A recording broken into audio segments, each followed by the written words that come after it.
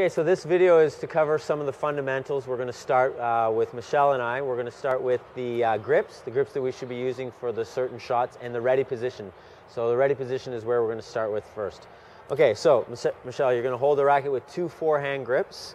So our ready position is your right hand is going to be holding the racket with the inside of the index finger. The palm is going to be on the number 3 bevel. So if we look at the bottom of the racket, the top being number 1, 2, 3, 4, 5, 6, 7, 8. We want to put the inside of the index finger on the number 3 bevel. Does that make sense? Okay. The other hand, your left hand, is going to be on the, which would be the number 7 bevel, okay, or the number 3 for the left-hander on that side. So you're going to be over there on that side for your backhand, all right, or which would be left-handed forehand on that side. So we have two forehand grips. We have the racket at the same height of our head. We have the bottom of the racket the same height of our belly button, okay? And this is very important. We have enough space between our arms to fit like a basketball, or we imagine that we have like a golf club or a tennis racket underneath our armpits. So we don't want to have the elbows tucked into our side here.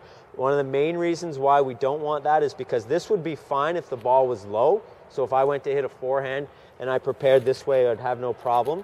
But if I have my elbow down in here and the ball is high, that's when I have this really awkward type of scenario where it feels like I'm being jammed into a really tiny room.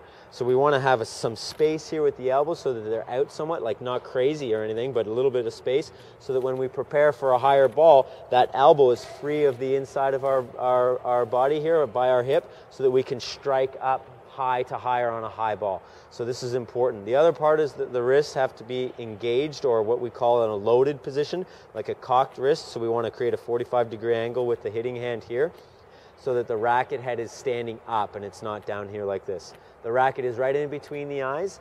The toes are pointed forward, the knees are bent, the legs are about shoulder width apart. Okay, so this is the fundamental ready position.